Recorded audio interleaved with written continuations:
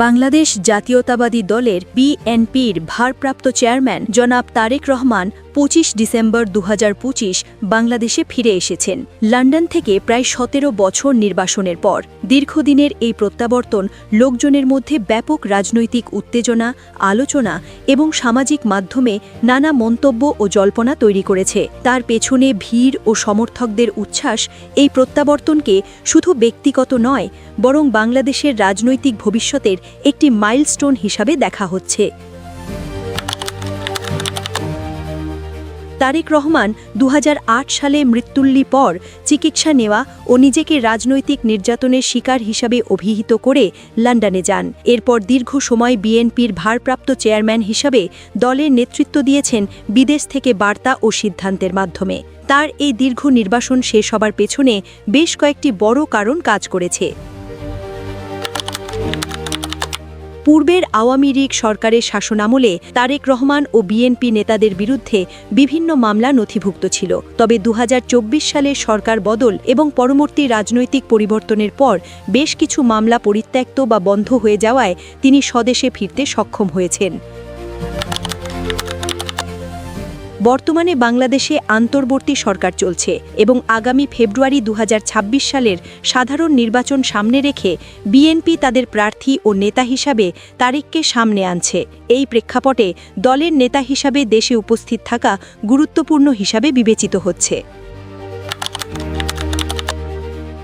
দীর্ঘদিন বিদেশে থাকা অবস্থায় দলীয় প্রভাব বজায় রেখেও দলের নেতারা দেশীয় রাজনীতিতে সক্রিয় থাকার সুযোগ সীমিত ছিল। এখন তার সরাসরি নেতৃত্বে দলের বিভিন্ন শাখা ও কর্মী ঘনিষ্ঠভাবে যোগাযোগ করতে পারবে।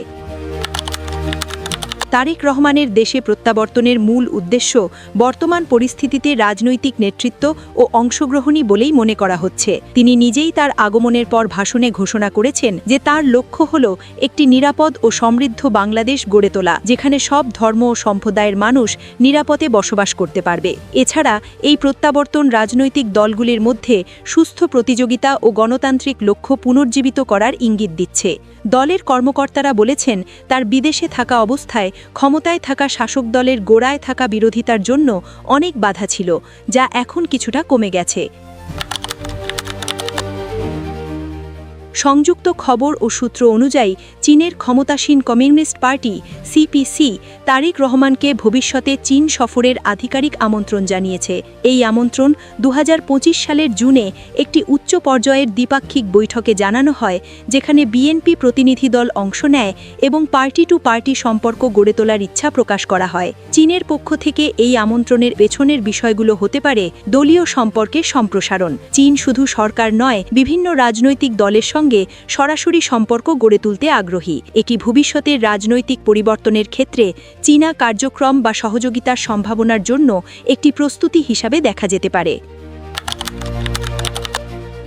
চীনা কমিউনিস্ট পার্টি আন্তর্জাতিক স্তরে নিজেদের ভূমিকাকে মজবুত করতে চায় এবং দক্ষিণ ও দক্ষিণ পূর্ব এশিয়ার রাজনৈতিক বিন্যাসে গুরুত্বপূর্ণ ভূমিকা রাখতে আগ্রহী।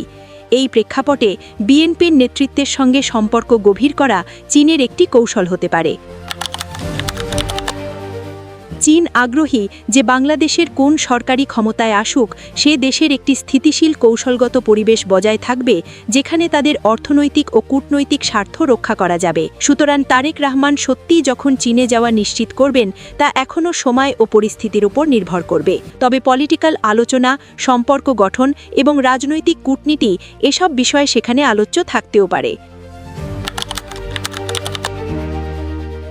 যদিও চীনে তারেক রহমানের আমন্ত্রণ বা সম্ভাব্য সফর এখনও বাস্তবায়িত হয়নি, তবুও ভারতীয় চিন্তাভাবনা কিছুটা উদ্বিগ্নতার সম্মুখীন হতে পারে।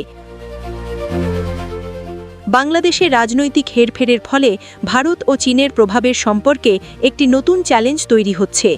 ভারতের জন্য উদ্বেগ হতে পারে যে চীন যদি বিএনপি সম্পর্ককে গভীর করে, তাহলে দক্ষিণ এশিয়ার কূটনৈতিক ভারসাম্য পরিবর্তিত হতে পারে। ভারতের কাছে পারস্পরিক বিশ্বাস ও স্থিতিশীল প্রতিবেশী সম্পর্ক অগ্রাধিকার। বাংলাদেশের রাজনৈতিক পরিবর্তনের মধ্যে চীন বাংলাদেশ সম্পর্কের সম্ভাব্য সম্প্রসারণ ভারতে কৌশলগতভাবে কোনো ঝুঁকি তৈরি করতে পারে, বিশেষ করে যখন ভারত নিজে বাংলাদেশের সাথে বিভিন্ন যৌথ উদ্যোগে যুক্ত। যদিও এই উদ্বেগ সম্পূর্ণরূপে প্রমাণিত নয়, এটি আন্তর্জাতিক রাজনীতির সাধারণ পর্যবেক্ষণের সঙ্গে সামঞ্জস্যপূর্ণ। তারেক রহমানের ১৭ বছর পর দেশে প্রত্যাবর্তন বাংলাদেশের রাজনীতিতে একটি গুরুত্বপূর্ণ মুহূর্ত। এটি শুধু এক ব্যক্তির ফিরে আসা নয়, বরং পার্টি নেতৃত্ব, নির্বাচনী প্রস্তুতি, বহুপাক্ষিক সম্পর্ক এবং আঞ্চলিক কূটনীতির একটি নতুন অধ্যায়ের সূচনা হিসাবে দেখা হচ্ছে। তার সম্ভাব্য চীন সফরও এই রাজনৈতিক ও কূটনৈতিক প্রবাহের একটি অংশ, যার প্রভাব ভবিষ্যতে রাজনীতিতে স্পষ্ট হবে।